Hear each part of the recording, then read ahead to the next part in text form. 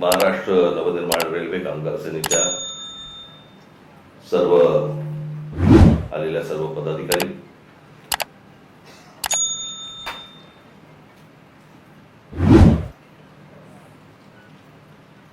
खरं तर तुमचं आमचं नातं हे वेगळ्या प्रकारचं नातं आहे.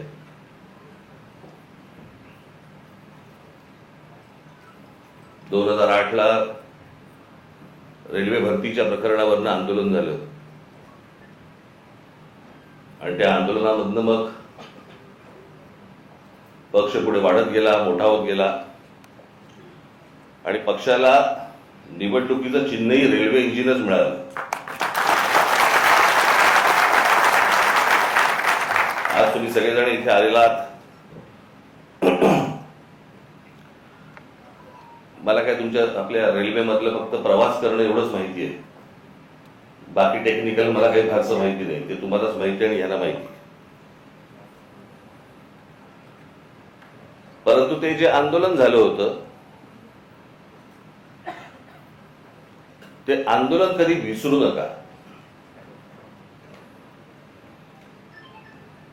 आपल्या रेल्वेमध्ये, आपल्या महाराष्ट्रातल्या रेल्वेमध्ये मराठी टक्का हा आपला वाढला पाहिजे, मोठा झाला पाहिजे आणि तोच असला पाहिजे, याच्यासाठीचं ते आंदोलन होतं. त्याच्यामुळे तुम्ही रेल्वेमध्ये काम करत असताना कुठेही असा बेसावध राहू नका. त्या सगळ्या आंदोलनामध्ये आपल्या अनेक महाराष्ट्र सैनिकांना, माझ्यावरती जवळपास 110 केसेस पडल्या, मलाही अटक झाली, आपल्या अनेक महाराष्ट्र सैनिकांना अटक झाली, जेलमध्ये होते. हा जरा लाईट कमी कर रे आणि इकडचा वाढव जरा, ऑडिटोरियम मधला. नाटक आहे का? हा वाढव जरा, इथला वाढव जरा. हा आणि हा कमी कर माझ्या डोळ्यासमोरचा. हा, त्याच्यामुळे तुम्ही कुठे बेसावध राहू नका. त्यावेळेला आठवते तुम्हाला, साधा प्रश्न होता तो की महाराष्ट्रामध्ये जर समजा रेल्वे भरती आहे तर त्या रेल्वे भरतीच्या जाहिराती या उत्तर प्रदेश, बिहारच्या वर्तमानपत्रात काय येतात, माझ्या महाराष्ट्राच्या वर्तमानपत्रांमध्ये काय येत नाही. आणि तिथून हे सगळं सुरू झालं. आणि मग तुम्हाला आठवत असेल ते हजारो लोक त्यावेळेला तिकडे रेल्वे परीक्षा, त्याच वेळेला कळलं हे आलेत कशासाठी, ही कोण माणसं आहेत, कशासाठी आली आहेत. सगळे रेल्वेचे प्लॅटफॉर्म सगळे भरलेत, झोपलेत सगळेजण, कशासाठी बसलेत, कोण आहेत हे. आणि मग आपले काही महाराष्ट्र सैनिक त्यांना विचारपूस करायला गेले. विचारपूस करायला गेल्यावरती त्यातल्या काही जणांनी आपल्या लोकांना आई बहिणीवरनं शिव्या दिल्या. त्या शिव्यांमधनं हे सगळं सुरू झालं. आणि तेव्हा कळलं की महाराष्ट्रामध्ये नोकऱ्या आहेत, महाराष्ट्रामधला तरुण, महाराष्ट्रातल्या तरुणी ह्या वणवण फिरतायत नोकरीसाठी, आणि महाराष्ट्रातल्या नोकऱ्यांच्या जाहिराती या उत्तर प्रदेश, बिहारमध्ये येत आहेत आणि आपल्याला कल्पना नाही.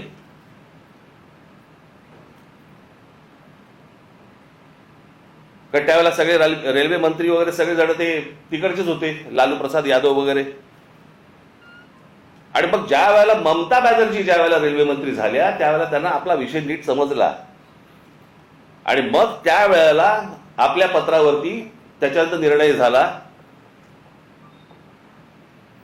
की प्रत्येक राज्यामधल्या निवडणूक, आपल्या तुमच्या परीक्षा, रेल्वेच्या परीक्षा या स्थानिक भाषेमध्ये असतील. प्रश्न पत्रिका आणि त्याची उत्तरं पण तुम्हाला स्थानिक भाषेमध्ये, तुमच्या मातृभाषेमध्ये तुम्ही त्याची उत्तर देऊ शकता. असं तेव्हा सगळं सुरू झालं. त्याच्यानंतर वटणीवरती आले आणि मग आपल्या हजारो मराठी पोरांना रेल्वेमध्ये नोकऱ्या लागल्या.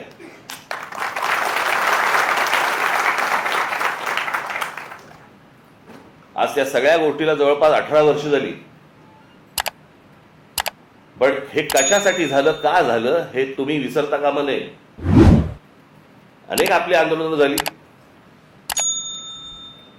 आज महाराष्ट्रामध्ये तुम्हाला मोबाईल फोन उचलल्यावरती पहिल्यांदा जे मराठीमध्ये ऐकू येतं ना, ते महाराष्ट्र नवनिर्माण सेनेच्या आंदोलनानंतर सुरू झालं. तोपर्यंत मोबाईलवरती फक्त हिंदी आणि इंग्रजी होतं.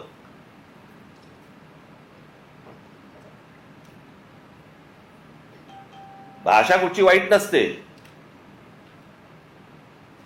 पण हे आमच्यावरतीच लादायचे सगळे प्रयत्न सुरू होतात महाराष्ट्रावरती.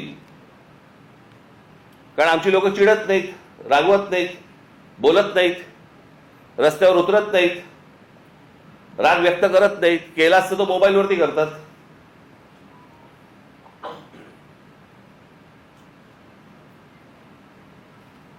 त्याच्यामुळे तुम्ही तुमच्या आपल्या रेल्वे स्टेशन्स असतील, रेल्वे भरती असेल, याच्यावरती तुम्ही लक्ष ठेवलं पाहिजे की प्लॅटफॉर्मवरचे स्टॉल्स कोणाला दिले जात आहेत, कोण भरती होत आहेत, कोण माणसं आहेत. बेसावध राहू नका. सतत जे सांगतो ना, पायाखालची जमीन एकदा सरकली गेली ना की परत नाही मिळत.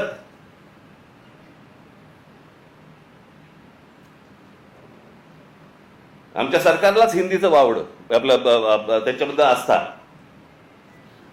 कालचं त्या ह्यांचं मुख्यमंत्र्यांचं फडणवीसांचं भाषण विधानसभेमधलं,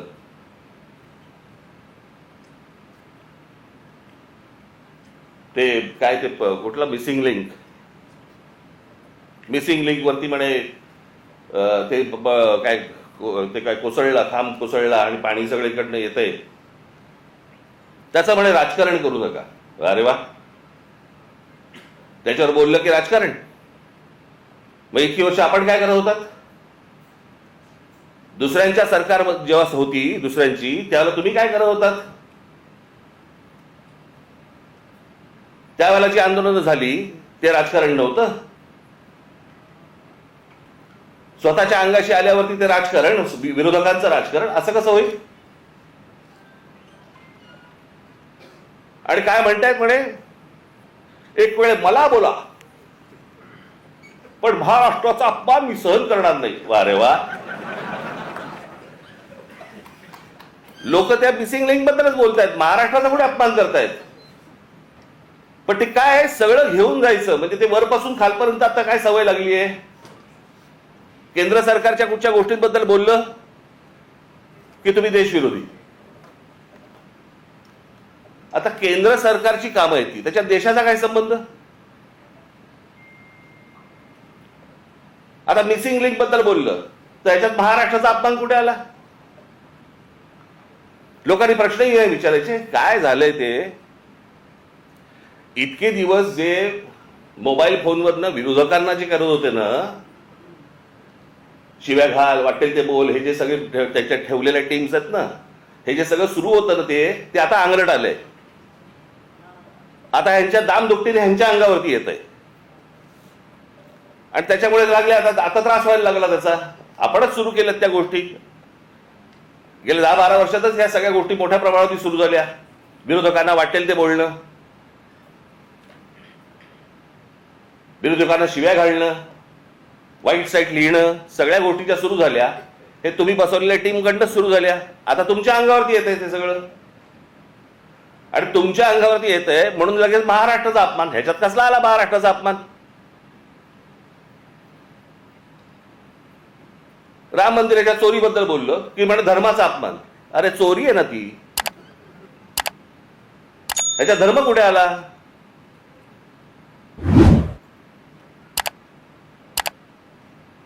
बरं, त्या मंदिराबद्दल आम्हालाही आस्था आहे, प्रत्येक हिंदूला आस्था असेल. तिथे ज्या वेळेला 1400 कोटी रुपये ज्यावेळेला चोरले जातात, काहीही म्हणजे किती पडदा किती असावा यांच्या समोर.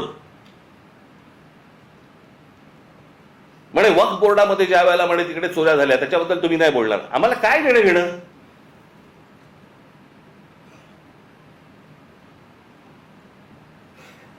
राम मंदिरामध्ये लोकांनी जे दानपेटीमध्ये टाकलं, जे श्रद्धेने त्या मंदिरासाठी दिलं, त्याची जर समजा चोरी होत असेल तर ह्याच्याबद्दल बोलणार नाही, बोलायचं नाही.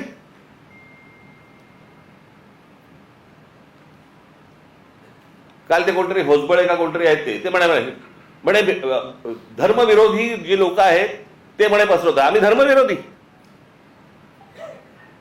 हा देश काय धर्मविरोधी आहे? तुमच्याकडे राम मंदिरामध्ये लोकांनी श्रद्धेने दिलेल्या गोष्टींची चोरी होते आणि हे सांगणारं कोण होतं? हे बोलणारं कोण होतं? भारतीय जनता पक्षाचा खासदारच पहिलं बोलला की राम मंदिरात चोरी झाली म्हणून. आम्ही बोललो, हा देश बोलला. इतर राजकीय पक्षाचे कोणी लोक होते ट्रस्टी म्हणून, तिथे ट्रस्टी कोण आहेत? 15 ट्रस्टी आहेत तिकडे. 15 ट्रस्टी पैकी त्यातले जवळपास 12 हे केंद्र सरकार नेमतं. आणि त्या 12 पैकी केंद्र सरकारने जी नेमलेली माणसं आहेत ती RSS शी संबंधित आहेत, विश्व हिंदू परिषदेशी संबंधित आहेत, भाजपशी संबंधित आहेत, बाकी कोणीच नाहीये. केंद्र सरकार आणि राज्य सरकार नेमलेले IS अधिकारी आहेत. तिथे जर 1400 कोटी, आत्ता 1400 कोटीचा आकडा आलाय, मुळात कितीची चोरी झाली माहिती नाही आपल्याला.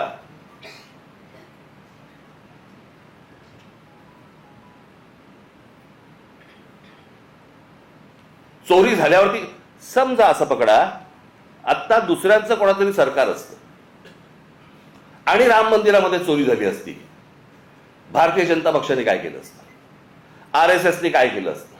विश्व हिंदू परिषदेने काय केलं असतं?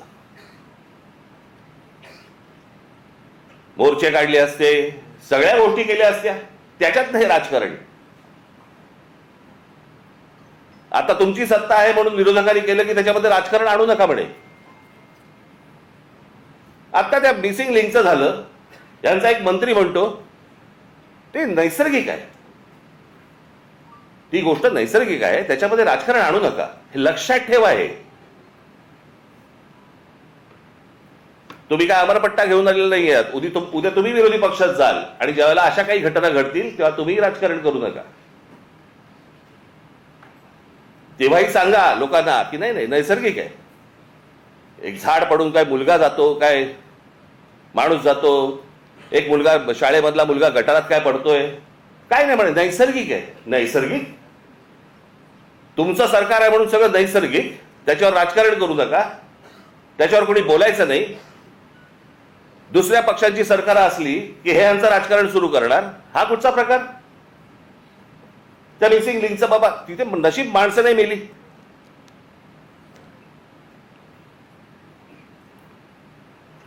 गंमत बघा, त्या मागे 2005 मुंबईमध्ये आला होता ना फ्लड, ते सगळं पाणी वगैरे तुंबलं होतं.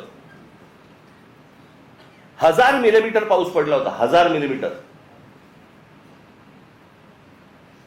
काही 2-3 तासाच्या अंतरात त्याला मुंबईची ही हालत झाली होती. 1000 मिलीमीटर. आणि आता 300-350 मिलीमीटर पाऊस पडलाय. मुंबई तशीच तुंबलेलीच आहे.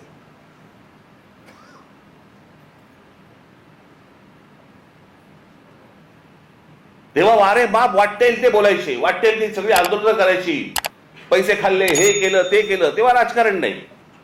आता मुंबई तुंबली नाही, नैसर्गिक आहे. ती कोणती बाई, ती गाणी म्हणायची, काय ते गाणं होतं ते, तुला मुंबईवर भरोसा नाही काय, कुठे गेली ती आता? तुमचा आला व्हिडिओ?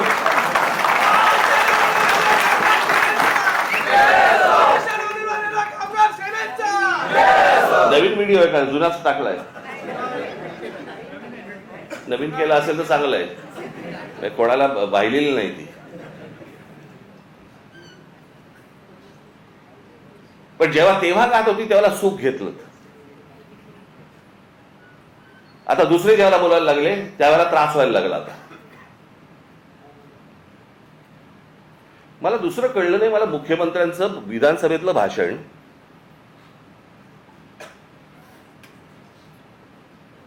की या मिसिंग लिंक प्रकरण हे उत्तम दर्जाचं ते काय कन्स्ट्रक्शन आहे वगैरे वगैरे सगळं झालं, आणि ह्याचं जर समजा कोणी राजकारण करत असेल आम्ही बघून घेऊ त्याला. मुख्यमंत्री आहेस ना तू,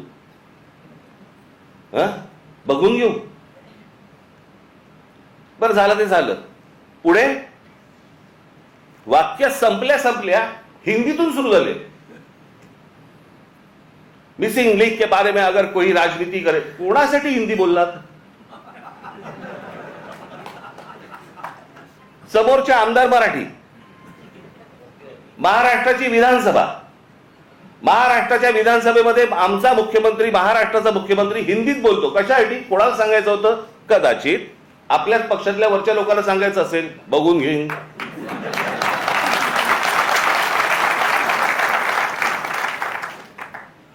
त्यांनाही माहिती आहेत हे सगळे व्हिडिओ येत आहेत कुठून, हे सगळं काय चालू आहे राजकारण. मी त्याशी बोललो नाही का, माझ्या पत्रकार परिषदेमध्ये बोललो ना. जी काय घमासान सुरू आहे ना आता तिकडे पक्षामध्ये, फक्त बघत राहा, पाहत राहा. मुंबई महाराष्ट्राचा, ठाण्याचा काय विचका झालाय, पुण्याचा, सगळ्यांचा, शहरांचा विचका झालेला आहे, ज्याला हे विकास म्हणतायत. मी ह्या विषयावरती इतकी वर्ष बोलतोय मी की आपल्याकडे डेव्हलपमेंट प्लॅन येतो, परंतु टाउन प्लॅनिंग आपल्याकडे होत नाही आणि त्याचा ही शहरं सगळी बर्बाद होणार आहेत, झालेलीच आहेत, अजून होणार. बघावं तिकडे सगळीकडे इमारती सगळ्या उभ्या राहत आहेत. माझी तर विनंती आहे मुख्यमंत्र्यांना, सगळी कन्स्ट्रक्शन एकदा बंद करून टाका. नुसते रस्ते आणि फ्लायओव्हर आणि ब्रिजेस म्हणजे विकास नव्हे. हे जेव्हा लोक परदेशात जातात त्यावेळेला करतात काय मला कळलंच नाही मला अजूनपर्यंत. या परदेशातली सगळी शहरं बघा. मी 2014 साली याच्यावरती एक डॉक्युमेंटरी केली होती. मी 16 मिनिटाची डॉक्युमेंटरी आहे, आज युट्यूबवरती आहे, जाऊन बघा. की शहराला आकार उकार कसा द्यायचा असतो. आता हा मिसिंग लिंक 1 मेला त्याचं उद्घाटन झालं, 1 मेला. आणि आता हा 6-7 तारखेला काहीतरी तो त्याचा काय पिलर पडला आणि पाणी वाहतंय आणि सगळं होतंय. जुलैमध्ये, मे, जून, जुलै अजून पूर्ण पण नाही झाला. 60-65 दिवसामध्ये तुमचा नवीन बांधलेला टनेल गळायला लागतो, पिलर पडतात. आणि काहीतरी त्यांनी सांगितलं, काहीतरी मी कुठे काय आणले करते ते तुला दिलं होतं मी लिहायला. कॅनडामधनं आम्ही त्याचा रिसर्च केलाय आणि मग त्यांनी त्याचं डिझाईन केलंय. मग इंडोनेशियामधनं आम्ही पाईप हे आणलेत, मग जर्मनीमधनं हे केलंय, अजून काहीतरी केलंय.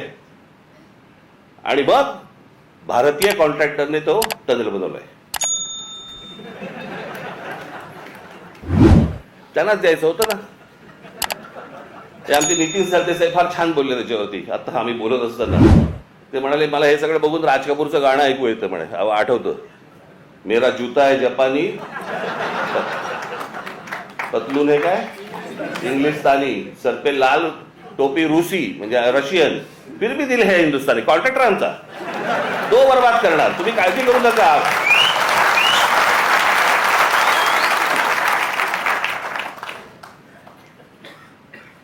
या मध्यंतरी कंत्राटदारांचे व्हिडिओ आले होते. कंत्राटदार सांगतायत आपल्या महाराष्ट्रामधली मराठी मुलं मुली जे नव्याने कंत्राटदार झालेत त्यांना किती म्हणे, तर जे कंत्राट मिळतं त्यातलं जवळपास 56% पैसे द्यावे लागतात म्हणे, वाटावे लागतात, चारावे लागतात. 56%. म्हणजे ज्याच्यासाठी काम काढलंय ते काम त्यांनी 44% करायचं. तुम्हाला असेच रस्ते मिळणार, असेच खड्डे मिळणार.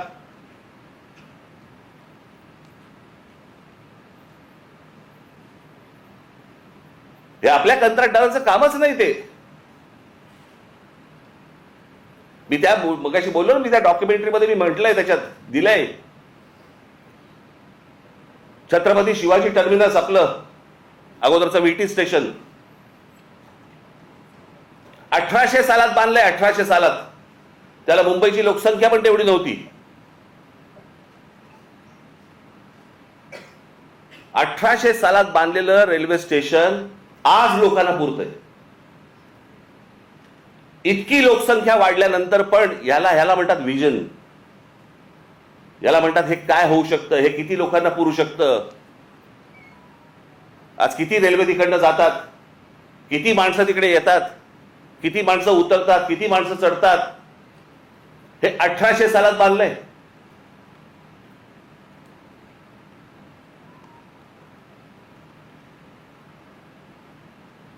अमेरिकेमधली एम्पायर स्टेट बिल्डिंग, किती उदाहरणं द्यायची हो जगामधली तुम्हाला. एम्पायर स्टेट बिल्डिंग जाऊन बघा, पाहिली नसेल तर तुमची ह्याच्यावरती जा, इंटरनेटवरती जा आणि बघा. ती एम्पायर स्टेट बिल्डिंग ती पण तेव्हाच 1933 साली बांधली. किती वर्ष लागली असतील? ती साधारणपणे 110 मजली उंच आहे, 110 मजली. म्हणजे आता हा हॉल आहे ना, या हॉलच्या चौपट असेल, चौपट 5 पट असेल उंच, 5 पट 6 पट असेल जास्ती, एवढा त्याचा फ्लोअर आहे. 110 मजली उंच आहे ती. किती वर्ष लागली असतील त्याला ती इमारत बांधायला? त्या इमारतीमध्ये खाली ग्राउंड फ्लोअरला बेसमेंटमध्ये एक बॉम्बस्फोट झालाय. त्या इमारतीवरती एक छोटं विमान, परंतु एक विमान आदळलेलं आहे. आजही ती ताठमानाने उभी आहे इमारत, एम्पायर स्टेट बिल्डिंग. किती वर्षात बांधली? 14 महिन्यात. 14 महिन्यात बांधलेली इमारत आहे ती. 14 महिन्यात 1800 साली बांधलेल्या इमारतीला आजही काही होत नाही. त्यांनी बांधलेले ब्रिजेस बघा, त्यांनी बांधलेले फ्लायओव्हर्स बघा. आज ब्रिटिशांच्या काळामध्ये जे फ्लायओव्हर्स बांधले गेले, जे ब्रिजेस बांधले गेले, आपल्याला इंग्लंडवरनं आजही पत्र येतात बरं का. म्हणजे काय प्रकारची सिस्टीम असेल विचार करा. पत्र काय येतात, आम्ही असा असा इथे हा ब्रिज बांधला होता. अशा अनेक ब्रिज बद्दल आले ना त्यांची पत्र महाराष्ट्र सरकारला, असा इतरही सरकारना आलेत. असा ब्रिज बांधला होता, त्याची 100 वर्षाची आमची गॅरंटी संपलेली आहे. आता तो तुम्ही बघा. 1947 साली ब्रिटिश गेले, 1947 साली. त्याच्या अगोदर 150 वर्ष त्यांनी राज्य केलं. त्यावेळेला बांधलेले ब्रिजेस आहेत. काय गरज आहे त्यांना सांगायची? पण हे फक्त भारतात नाही होत. त्यांनी जिथे जिथे राज्य केलं तिथे तिथे यांची पत्र जातात की आमची गॅरंटी संपली, आमची 100 वर्षाची गॅरंटी होती. 100 वर्ष. हा टिळक ब्रिज पासून सगळे इथला हे त्यांच्या काळात बांधले गेलेले आहेत, अजूनही आहे. मग आमच्याकडे काय होतं?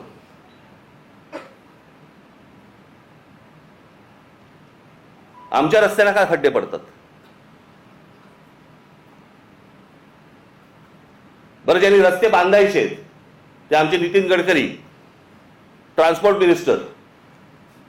पेट्रोलमध्ये इथेनॉल घातलं पाहिजे, मग तुझी गाडी कशी चालेल? आणि अरे पेट्रोलियम मंत्री बोलेल ना त्याच्यावरती. पेट्रोलियम मंत्री ब्र काढत नाही त्याच्याबद्दल, इथेनॉल बद्दल आणि पेट्रोल बद्दल. ट्रान्सपोर्ट मिनिस्टर ते ह्याच्यावरती प्रवचन देत आहेत. काय बोलायचं? मग कोणाचं काम कोण करतंय, काय चाललंय देशामध्ये, काही थांगपत्ताच नाही. आणि सगळे निगरगट्ट झालेले आहेत. परवा दिवशी मी एका पत्रकाराला बोललो, म्हटलं चायला, म्हटलं असं झालेलं आहे, म्हटलं सरकारला परसाकडे साफ होते, आपणच कुंथत बसलोय. आपल्यालाच त्या सगळ्या गोष्टींचं वाईट वाटतं. हे काय चाललंय? झाडाच्या झाडं काढली जात आहेत, जंगलाच्या जंगलं उद्ध्वस्त होत आहेत. लोकांना राग येत नाही, लोक राग व्यक्त करत नाहीत. व्यक्त करायचं साधन मिळालंय मोबाईल फोन, त्याच्यावरती काहीतरी टाकलं, माझा राग व्यक्त झाला. तो राग मतदानामध्ये पण दिसत नाही. नेमकं हवंय काय आपल्याला? आपण नेमकं पुढच्या पिढ्यांसाठी आपण काय घडवून ठेवणार आहोत, काय करून ठेवणार आहोत? मला कोणाची सत्ता आहे, कोणाची सत्ता नाही, मला ह्याच्याशी कर्तव्य नाहीये. आज भारतीय जनता पक्षाची सरकार आहे, चांगलं काम करावं. वाईट केलं बोलणार आम्ही, परंतु सगळेजण मस्तीत आहेत. त्यांच्या देशीचा एक आमदार, त्याला विचारलं काय चाललंय, म्हणे काल म्हणे झाड पडलं ना, ते त्याच्यात एक माणूस गेला, ते त्याच्यावरती चर्चा झाली. आज तो ते गटारातला तो मुलगा पडला, त्याच्यावरती चर्चा झाली, आणि हसतायत. भावना शून्य. आणि भावना शून्य एवढ्यासाठीच कारण तुम्हाला किंमत नाही. आमच्याकडे काय चालू आहे? आमच्याकडे शहरं कशी वाढतायत, शहरं कशी मोठी होत आहेत, आमच्या पुढच्या पिढ्यांसाठी आम्ही काय करून ठेवतोय, कसली चिंता नाही, कसलं काही नाही, विचार नाही. खासदार फोडता येतोय का? आमदार फोडता येतोय का? नगरसेवक फोडता येतोय का? आमची सत्ता टिकते का? याच्यावरती फक्त आमच्याकडे महाराष्ट्रात चर्चा सुरू आहे.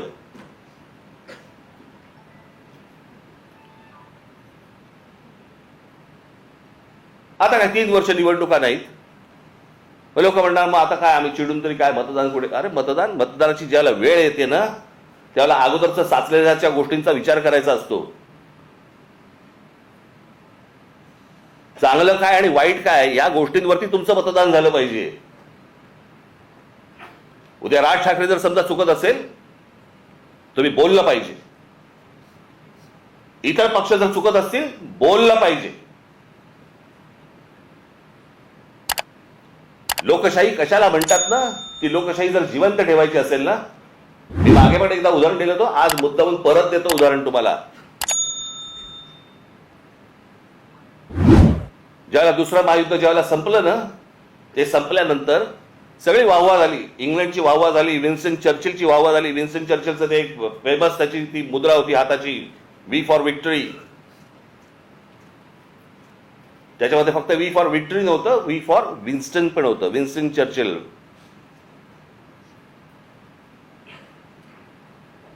पण वी फॉर विक्टरी हा खास संदेश होता त्याच्यात. आणि जगामध्ये प्रचंड की विन्स्टन चर्चिलने या सगळ्या गोष्टी केल्या. 8 महिन्यांनी निवडणुका झाल्या आणि 8 महिन्यांनी निवडणुका झाल्यानंतर विन्स्टन चर्चिल आणि त्यांचा पक्ष हरला. इंग्लंडमध्ये विन्स्टन चर्चिल आणि त्यांचा पक्ष हरला. ज्याच्या नावावरती दुसरं महायुद्ध जिंकून दिल्याची गोष्ट होती, तो 8 महिन्यानंतर निवडणुकीमध्ये हरला.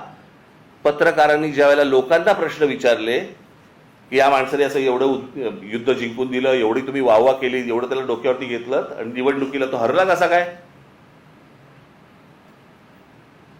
सरसकट लोकांनी दिलेलं उत्तर होतं, युद्ध काळामध्ये तो योग्य होता, शांततेच्या काळात नाही. हे समजायला अक्कल लागते. याला समजायला, याला लोकशाही म्हणतात. चांगल्या गोष्टींसाठी काय असू शकतं, वाईट गोष्टींसाठी काय असू शकतं, चांगल्या गोष्टीत कोण काम करू शकतं, हे समजणारा समाज लागतो. मी नेहमी सांगतो ना की नुसतं शिक्षण घेऊन उपयोगाचा नसतो, शिक्षित असून उपयोगाचा नाही, माणूस सुज्ञ असावा लागतो.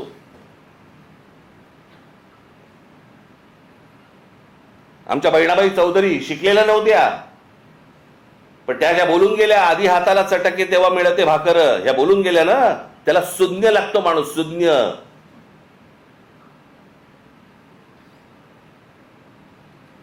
आणि ज्या देशामधला समाज सुज्ञ असतो त्या देशामध्येच प्रगती घडते. काय योग्य काय अयोग्य हे कळणं, नाही तर आम्ही आपल्या सकाळी उठायचं, कामावर जायचं, तेही जातात कामावर. जगामधला प्रत्येक माणूस कामावर जातो, पण विचार करतो. आपण जर या गोष्टींचा विचार नाही केला, कसं होणार मला जरा सांगा?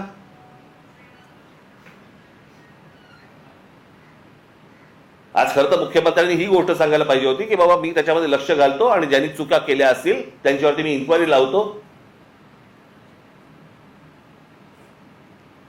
ते राहिलं बाजूला. याच्यामध्ये जो राजकारण करेल त्याला मी बघून घेईन.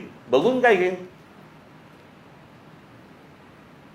सुसंस्कृत महाराष्ट्राचा मुख्यमंत्री आहे, विधानसभेमध्ये बघून घेईनची कुठची भाषा आली?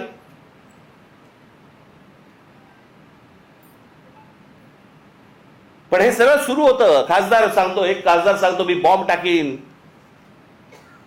माझ्या नावावरती 5 मर्डर आहेत. हे आपल्या राज्यात होऊ शकतं आणि त्यांना हात लागत नाही कोणाचा, कारण सत्तेत गेलेत. हे बोलायची हिंमत कशी होते? कारण अंकुशच नाही कोणाचा, कोणाचाही अंकुश नाही. कुठे कुठचं काम चाललंय, तिकडे आता कुंभमेळ्याची कामं सुरू आहेत, तिथे पण सगळं गोंधळ आहे.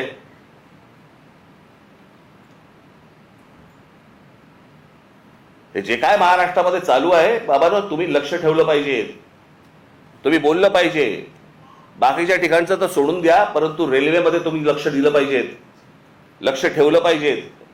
रोज रेल्वे जाते आणि येते, एवढंच लक्ष ठेवण्यासारखं नाहीये. तिथे कोण घुसतायत इथे लक्ष ठेवणं गरजेचं आहे. कोण येतंय, कोण स्टॉल्स टाकतंय, कुठच्या प्रकारची टेंडर्स निघतायत, कुठच्या प्रकारच्या नोकऱ्या निघतायत. स्टॉलची उद्या टेंडर्स निघाली तर ती आपल्या मराठी मुलांना मिळाली पाहिजेत, प्रत्येक स्टेशनला मिळाली पाहिजेत.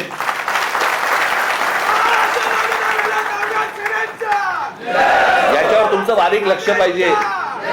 ते जर बारीक लक्ष नसेल तर कसले काय चाटायचे वर्धापन दिन, काय करायचे वर्धापन दिन.